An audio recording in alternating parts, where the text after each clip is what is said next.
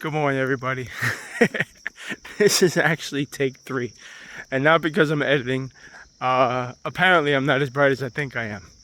The first time, I guess I didn't hit the record button, so I was just talking to a dead camera.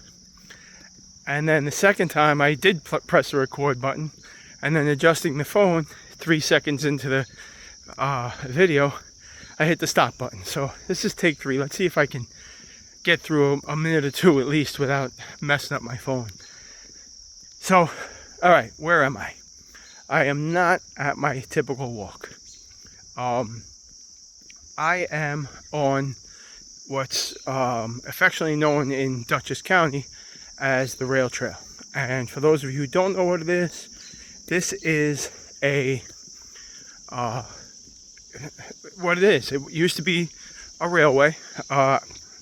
I'm not a historian for Dutchess County, so I don't know what the railway was used for. I'm assuming freight trains.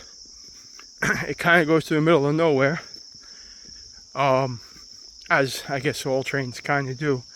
But at some point, the railway became defunct, and they made the decision to dismantle it.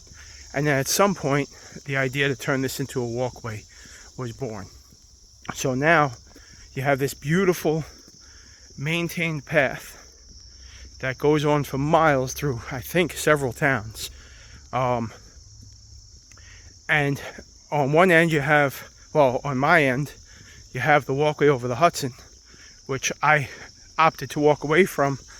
One, because I'm by myself and I don't have a great feeling about heights. And two, because I had never done the actual path. So if you follow the path, you can walk for miles and end up on the walkway over the Hudson. Or walk from, there's multiple places where you can get onto the path. Or you could get on right at the entrance of the walkway over the Hudson and do like a 3-mile walk over the Hudson River. It's beautiful. You've seen me do it in other videos. But for me, I kind of have to keep my head busy when I'm walking over that because I have a very unrealistic fear of heights. Irrational fear of heights. So, just to kind of give you an idea of what I'm seeing here. Oh, turn this the right way. Look at that. Just kind of snuck in here. Never saw this before. So that's just a little like diamond in the rough found when you're walking around out here. So far I'm really not disappointed. There are some spots that I'm a city boy in my heart. I was raised in Queens, New York. Was the nature element was the one tree you had in front of your house, and if you're lucky enough, like I was, that your parents grew some fruit trees in your backyard, you had a little bit of nature in your backyard. My only experience with the outdoors was when my father took me to Canada, starting at like 13 years old, once a year for 2 or 3 weeks. And I got to really experience what the outdoors is, and that's why I made the decision that I was going to get out of the city as soon as I was able. And I kind of stuck to that. But for me, being a city boy, walking through some sections that are pretty much just woods, it's a little spooky. And there was one part where I walked under a tunnel. It's like I guess the roadway passes over the walkway, so it's like a 75-foot tunnel that you had to walk through. Now, growing up in Queens, no, you ain't get me to walk through that by myself. No light, it's not dark because it's the middle of the day, but it was a little on the creepy side. My street mentality kind of kicked in, and I was like, I probably shouldn't do this, but I'm upstate New York. It's a little different up here, and this is a well-known tourist attraction. A lot of people do it, so I feel like it's a little safer. I know, famous last words. But you see all the people here. There's 1 million people doing it. 1 million people every year, or probably more than that. And everybody I know at some point in time comes over here to go for a walk, whether it's for recreation or exercise. Pretty much everybody's doing it. So, but that's it. This is the rail trail. Here's a little bridge You know, it's like it almost looks like you're walking through like a deserted country. You're like, well, there was civilization here once, but that was many years ago. It's kind of cool, you know. So if you get a chance, guys, the rail trail, the walkway over the Hudson, it's kind of a destination. And if you explore Poughkeepsie a little bit, I mean, there's some shady parts of Poughkeepsie, absolutely, just like every area. But there's also a lot of restaurants. You have neighboring towns, a lot of historic sites. And even if you just come here to walk the walkway or walk the rail trail, it's worth it. It really is. If you're coming up from the city or coming from a city, suburban type of, you know, a city area, or if you're just from out of town, you want to check out what this town has to offer, this is kind of cool. You know, and as always, you know, I'm doing this on the carnivore diet. I went over to my friend's house last night. I ate my body weight in ribs. I ate probably 14 ribs last night. And still feel great, you know what I mean? The amount of meat that you can eat. The 14th rib was absolutely the last one I can handle.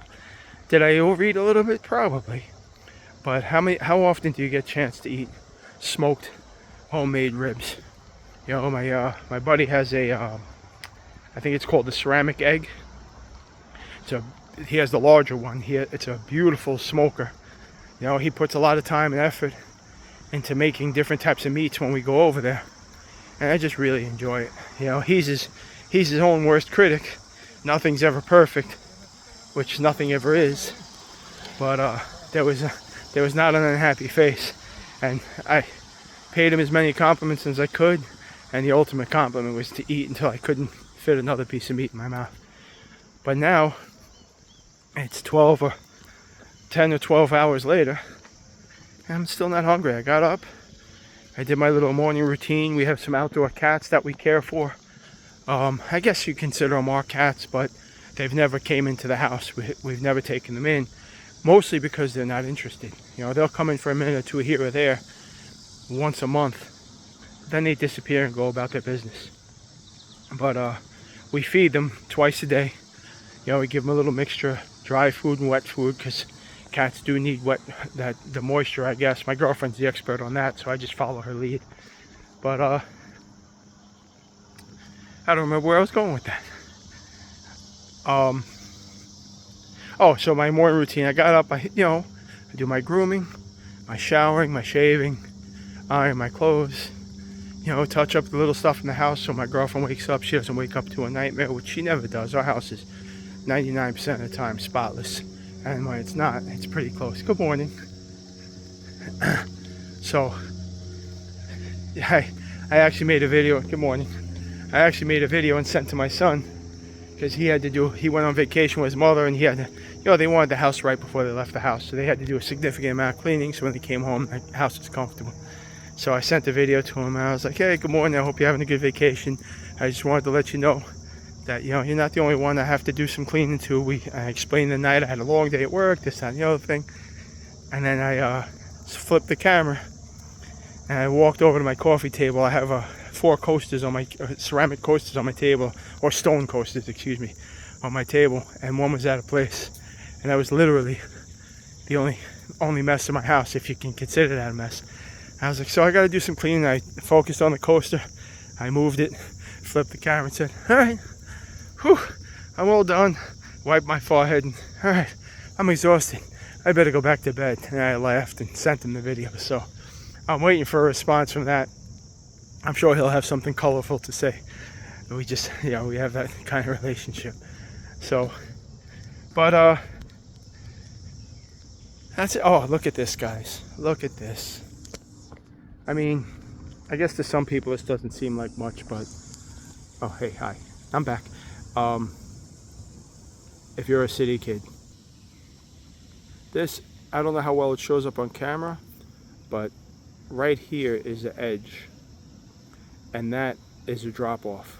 That's down probably 75 feet, this area here. Look, it's just a bunch of trees and some leaves, but I didn't always have stuff like this to look at. You know, I remember standing in front of my house as a kid, and you know, we had some big trees in front of our house that have been there for a long time. So even though there was only one tree in front of every house, it kind of made a canopy in spots. I remember looking up and seeing this canopy and thinking how beautiful it was, and just really appreciating watching the squirrels in the city. There's a million squirrels. It's pretty much the only wildlife you see as far as animals go. Seeing the squirrels jump from tree to tree and run down the branches, and you know, I'd watch that for an hour if I could, you know, or however long they were up there, and it never got old to me, not realizing. I mean, I can't stop looking at this. Look at this. Again, another drop off, probably another 75 feet down, and then there's a mountain that goes up. Not a mountain, but a hill. Just, I mean, if you really just walk and take a second to look around, you know, whether it's if you live in the city and you just see the architecture, or if you're walking through, you know, the woods essentially, and just enjoying all the sights. I know I'm talking and looking all over the place, but you have to understand, to me, this is still some of the most beautiful stuff you could see in life. And you know, look at this. I mean, that's a bench. Somebody took a 50,000 pound stone, squared it off, and now it's a place to rest when your feet get tired. And right behind there is a cemetery. Oh, I hope they rest in peace, whoever they may be. But like I said, if you could see it kind of in the background, way back there, there's a road. So you're never far from civilization. Civilization, like I'm lost on an island. It's just a beautiful walk. So I don't know if I'm boring you guys to death, but my point in saying a lot of this stuff is, you know, I started this journey a year and a half ago on some good morning, how are you? See, just people out doing their thing. I started this journey a year and a half ago. If you made it this far in the video, I was 60, 70 pounds heavier. I don't step on the scale anymore. It doesn't matter. I feel good. So I just don't emphasize my weight on the scale. I pay attention to my body, and I pay attention to how I feel and what I'm capable of. And that's enough of a signal to me to know I'm doing the right thing. So I started this journey a little over a year and a half ago. I was terrified. I was very sick. I was very overweight. And I had no clue if I was doing the right thing. And, you know, good morning. Little by little, I saw the weight coming off. You know, which is nice, but, you know, weight loss is not my goal. I was perfectly happy. Good morning. I was perfectly happy at 255 pounds if I felt good. You know, it doesn't matter if I'm carrying a little extra weight. If I could move up and down stairs, I could do my job. I felt healthy. If my health was, not just felt healthy, if I was healthy, if I could function, if I could think clearly, you know, if I wasn't in constant pain, then 255 pounds, 300 pounds, I don't care. As long as I felt like my life would go on and there was evidence to that. But the fact of the matter was, I was sick to an extreme. My life had been in danger on multiple occasions. And I felt like I was close to death. You know, and like I've said in other videos, I don't have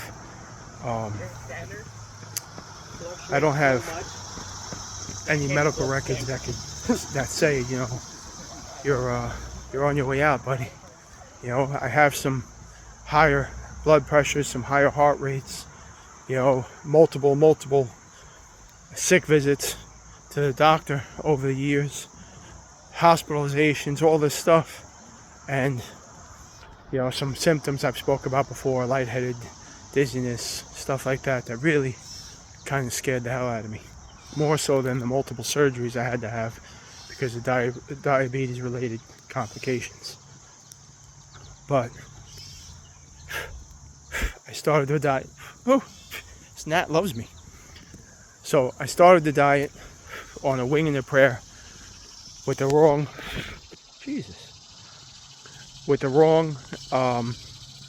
steaks, the wrong amount of investigation done. I walked into a supermarket and bought steaks. That's basically, there's more to the story. But they were razor thin. They were pretty much fatless. No marbleization, no fat cap. But there were 6 of them and they were cheap. So I started. And as much as I absolutely hated, well, in hindsight, I hate that I started with those steaks. I probably wouldn't have started if they weren't that cheap. Because it was a on a whim type of thing that I started it. Not that I didn't do my research, not that I didn't listen to a million podcasts about the diet, but when I was listening to those podcasts, it wasn't about figuring out the right way to do the diet. I was watching podcasts to see, were there people like me doing this? Were they having good results? And more than that, looking for the bad news. Because listen, people sing praise all day long if they're, how do I say this? People don't want to do something and then feel stupid for doing it. So very rarely will you have somebody say, hey, I jog every day and my legs are killing me. Not that's just an example. You know, they say, oh, I jog every day and my health is better and this is better and that's better. Because if they're doing something that's damaging, you know, look at people who smoke. Oh, I enjoy cigarettes. I've been smoking for 15 years. I don't have cancer. Like they're all, until, you know, they, God forbid, get cancer. You know, I don't wish that on anybody, but smoking causes cancer. You know, but up until they get cancer, they think smoking's the bee's knees. So I wasn't just looking at the, and the other side of it is some people, you know, may be telling stories just for a little notoriety or a little, their little 15 minutes of fame, or, you know, to get on the podcast, or, you know, who knows, you know. I've said before, I'm a little bit of a skeptic, and it served me well. So I went searching for the bad news. And I'll be honest with you, I couldn't find any, you know. And I in my head didn't believe in the diet. I didn't think it was, you know, I had all the old bad information, the propaganda that was sold to us to get us to eat certain types of foods for profit, you know, the profit of the company. You know, the breakfast is the most important meal of the day. No, it's absolutely not. It doesn't even rate. You don't need breakfast at all. If you're hungry, by all means. If you're hungry at 8 o'clock in the morning, eat. But eat a steak. Don't eat cornflakes. You know?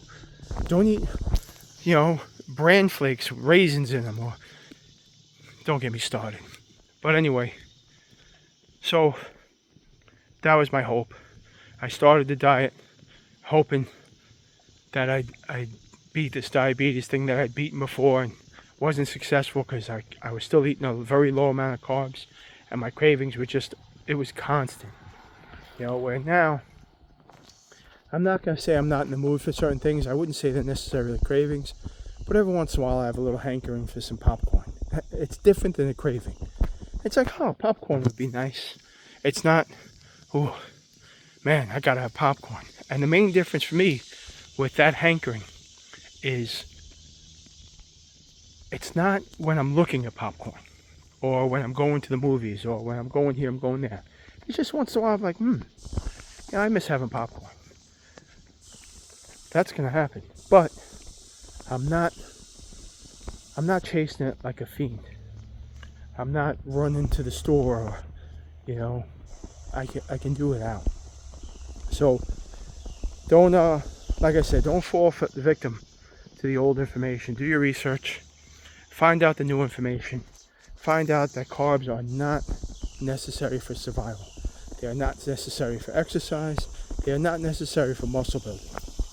Now, is there a little evidence that if you eat carbs and work out, that you'll get bigger?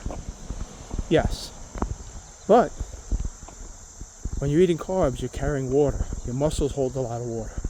You know, a lot of the different supplements that people buy to make themselves bigger is because it pulls water into the muscle, makes the muscle look bigger. I don't need water in my muscle. I need muscle in my muscle. You know, if the muscle needs water to survive, you know, I get that. Oh, look at this little. I'm gonna get hit by a car showing you guys this. Another sign of. I have no idea where I am. I am pretty far from home right now. But yeah, like I said, if you want to retain water and you're looking for a physique, there's easier ways to do it than carnivore. But I'm doing this for health. I'm doing this for my overall fitness. Like I said, I'm not trying to be a bodybuilder. I'm not trying to be shredded. I'm trying to be capable. I'm trying to be active in my life.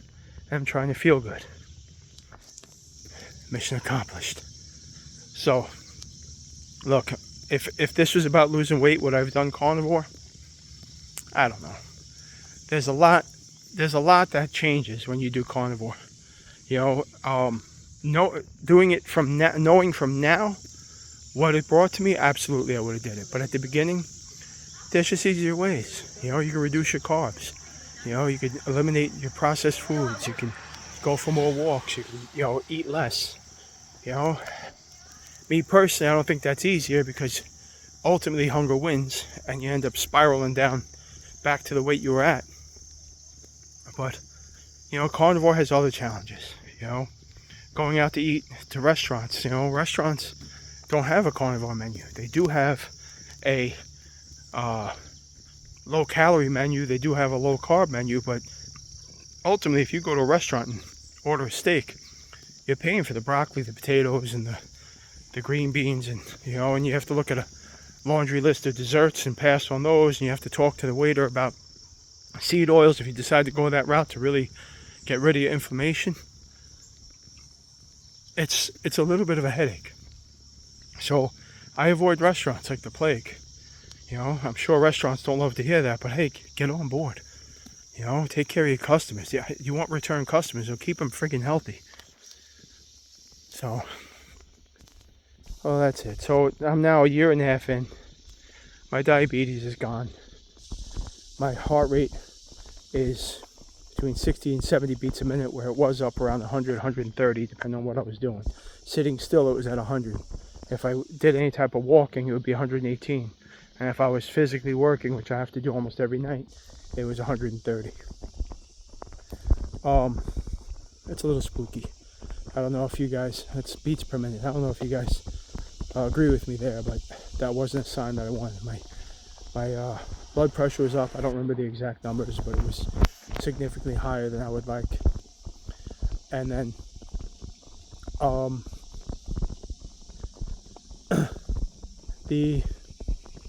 my diabetes was out of control, and it seemed endless. You know, I had multiple doctors tell me that I was going to be on insulin for the rest of my life, and I absolutely refused to take it. I've never had a drug or alcohol problem. I very rarely, well, now I don't drink, but as a pre-carnivore human, if I drank alcohol 3 times a year, it was a lot.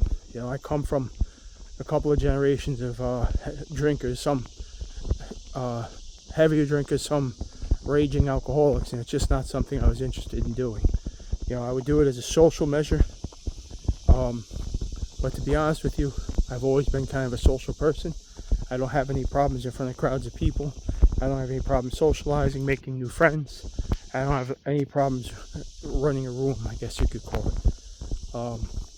So even, you know, going out and dancing and stuff like that, where other guys I hung out with needed some liquid courage to get on a dance floor. You know, I don't even need a dance floor. Put me in the middle of a sidewalk and play some music and I'll dance. So it's just not something I ever needed to get through any part of my day or to relax. I'm pretty good at relaxing without it. So, so that's the story. I beat everything that I came here to beat. This is normally the part of the game in every other diet I've ever tried where I throw in the towel, figure I'm healthy, and I got everything under control. I could start back with what everybody else considers a regular life. But that's not going to be my story this time. A lot of people who create content about carnivore, they'll say, don't say forever. Don't say, it limits a lot of stuff. And well, you know what? Maybe you weren't as sick as I was. Maybe you didn't feel as disgusting and inflamed and in pain as I did. This is my life. Am I saying that I'm going to be 1,000% strict for the rest of my life? No. I may have some popcorn from time to time. I don't see that right now, but it could happen. But popcorn twice a year doesn't make you sick. Straying from your diet once or twice a year or whatever your repetition is, isn't going to kill anybody. But staying strict, let's go low, let's say 85% of the time, might extend your life. I know it made me feel better. I went 100% strict for a year. I had one meal outside of carnivore because I was at my girlfriend's family's house and I was meeting them for the first time, basically. And I didn't want to, I knew a few of them before that, but I didn't want to be introduced to them as a guy who doesn't eat their food. So, and it was fine, it was a calculated choice on my part to integrate into her family, and it worked well because I love them all. They all seem like amazing people, and I think they think well of me as well. So, and they know my dietary choices. They know what I'm doing. They know why I'm doing it. I don't hide it. I actually celebrate it. If I didn't go there and get sick, I wouldn't be here. And it's probably 8 o'clock on Sunday morning, and my phone is tracking my walk. It just whispered in my ear that I did 2 miles so far a couple minutes ago. And that sounds like a pretty good accomplishment. But keep in mind, I got to get back.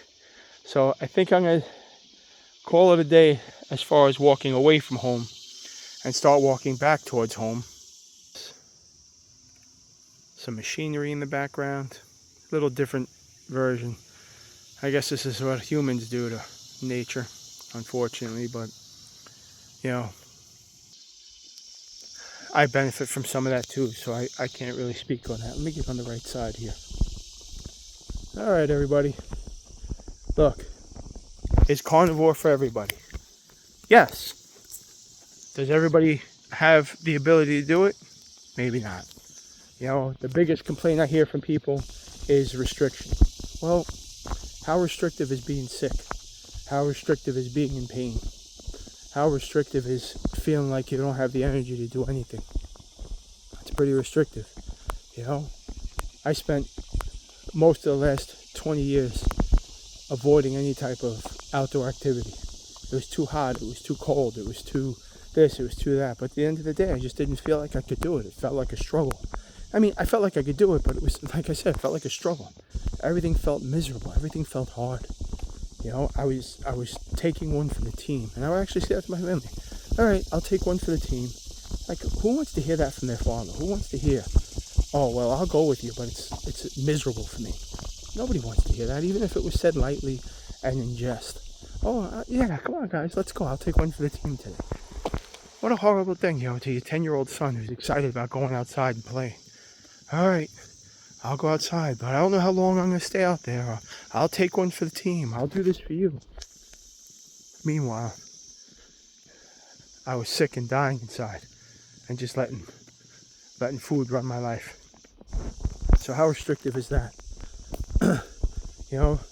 The other complaint I hear is it's expensive. And I call BS on that. And I'll call it all day long. If your reason for doing it is strong enough, you will find a way. Look, I did what everybody else did. I watched these doctors eat ribeyes every day. I'm like, oh, I guess that's what I got to do. So as soon as I got those 6 horrible steaks done, I went out. I think the first thing I bought was a filet mignon, a full filet mignon. That cost me like $90 at the time. I cut it up into steaks, and that's how I started. And then I did that a couple of times, and I'm like, man, this is getting expensive. Can I find another way? And then I bought a whole ribeye and got that cut up into steaks. And it lasted a little longer, but it was also more expensive. That cost me $200 or $300. I think it was $250. But it lasted a little longer. And I felt better. You know, the ribeyes gave me a decent amount of fat, some good energy. So it was a good move. And then I went on to the chuck steaks. And for a median budget, you know, if you have a few dollars, the chuck steaks will cost you, they're a little more expensive now. At the time I was getting them for like $4.99 or $5.99 a pound. Now they're like $6.99 a pound. So at the time they were costing me like $130 or $150, which may sound like a lot, but I was getting 14 steaks, and they were gigantic steaks. So I was eating too much, I think, at the time. But I would cut the steaks in half, and 2.5, 3 pound steaks, and I would eat one in the morning and one at night. I would get 2 weeks out of that. Now I could probably get a month out of whole steaks. I could probably cut it in 4, and that would be enough for me for 2 days. And ultimately, I broke it down to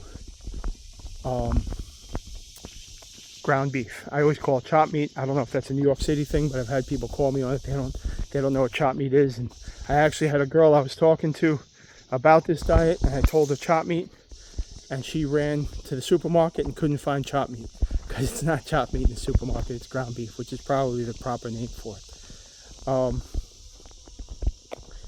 Ground beef, I buy 20 pounds at a time. It costs about $39 for 10 pounds at Walmart. So I buy 2 of them. I'll be honest with you, with the amount I'm eating now, I probably don't need to. But if I have a hunger pain, or if I get craving something, or if I do a significant workout, I may want to eat more, and I don't want to short myself. So for the equivalent of $80, I can eat for at least 2 weeks. Lately it's been more like 2.5, 3, because I still had some beef left over, and it was 4 or 5 days into the 3rd week. And now I bought 2 more, and I'm not eating, you know, I'm not starving myself. This isn't restriction. I'm eating, and I'm good for 12 hours, 14 hours, you know. I'm not doing OMAD. I did OMAD for a little while. The problem I have with OMAD isn't so much that I get hungry. It's when I get hungry, I might be in a tunnel somewhere 1,000 feet from any type of civilization, with hours before I can get back to the street level and try to hunt down something to eat. Or it might be have to wait till the end of my shift when I get back to my reporting location to grab the food that I brought with me to work or whatever. If I had the mindset to bring food, because I'm doing OMAD, I'm thinking, oh, I'm good till tomorrow. So my lifestyle, the OMAD isn't that important. If it does happen organically from time to time, but if it doesn't, I'm not super critical on OMAD or TUMAD. I eat when I'm hungry. You know, if I have a craving, I'll eat a steak, or I'll eat some, not steak, I don't really keep steak in the house. I'll eat some more ground beef, or if I feel like I want to eat some eggs, which doesn't happen that often, I'll crack a bunch of eggs and I'll eat those. But the point is that I keep enough food in the fridge that I won't go short for my 2 weeks, because I get paid bi-weekly, and I can still have a snack. I still have a little extra, so when I get to payday, I'm not like, uh-oh, which I've done. Before I reduced how much I was eating, I got to a day or 2 before payday, and you know, I'm hand to mouth like most people. I do okay for myself, but you know, when your money comes, when you get more money, your lifestyle gets bigger. I don't have more, just what I have is nicer. You know, I remember driving $500 cars. Now I drive a used Cadillac. You know, it didn't cost me what a Cadillac would cost you in the dealership by any means. But I could have bought a much less expensive car and been just fine. But I'm coming up on 50 years old. I work hard. And honestly, I love Cadillacs. I have since I was a little kid. And this particular one is the one I've wanted for quite a few years now. So, and it was the exact color combination, the interior, the pearl white, the whole 9 yards. So, yep, happened again. Lost my train of thought. Budget. So if you're saying you can't do carnivore because it's too expensive, I looked at a bag of Doritos the other day. I think they were $6, 5 and change. You know, ice cream is $4.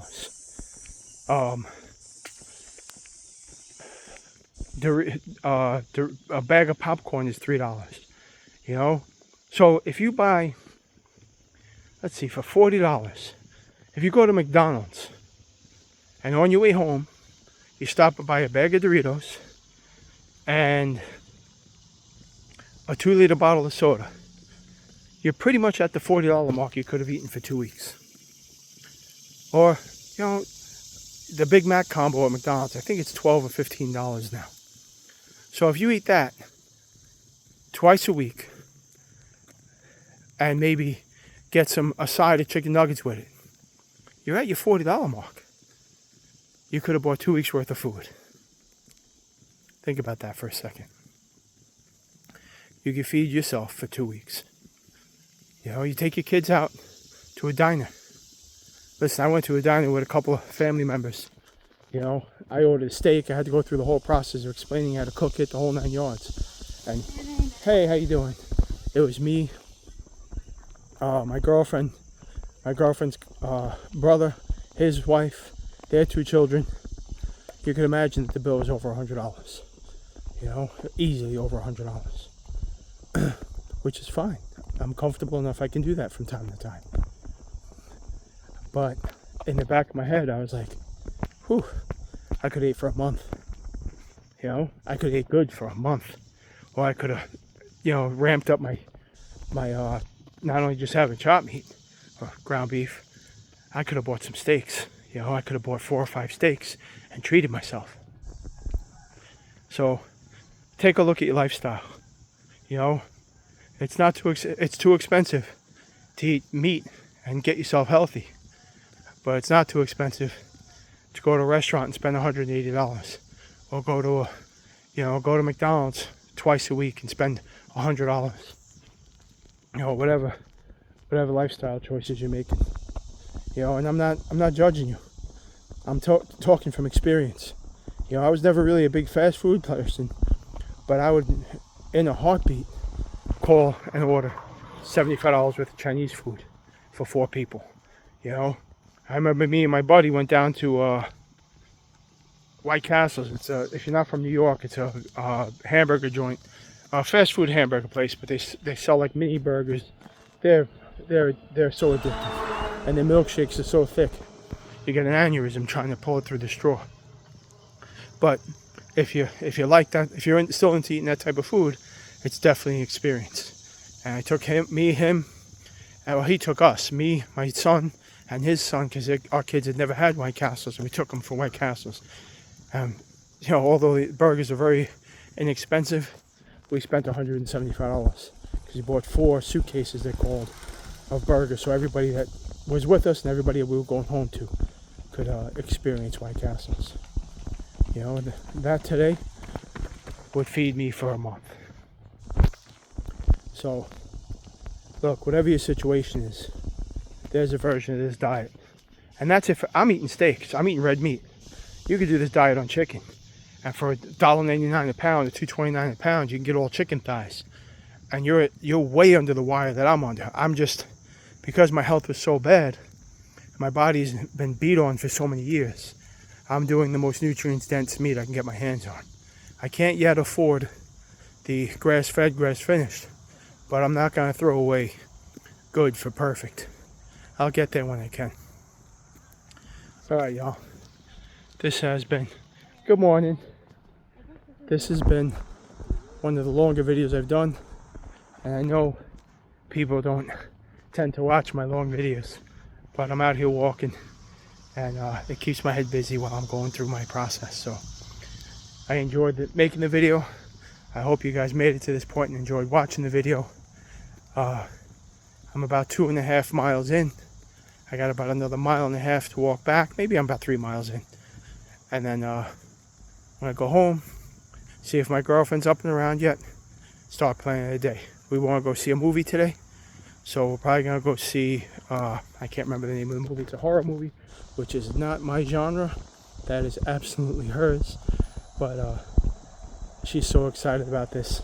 And she watches so many movies that she's not interested in because I like them. So it's my turn to watch one for her.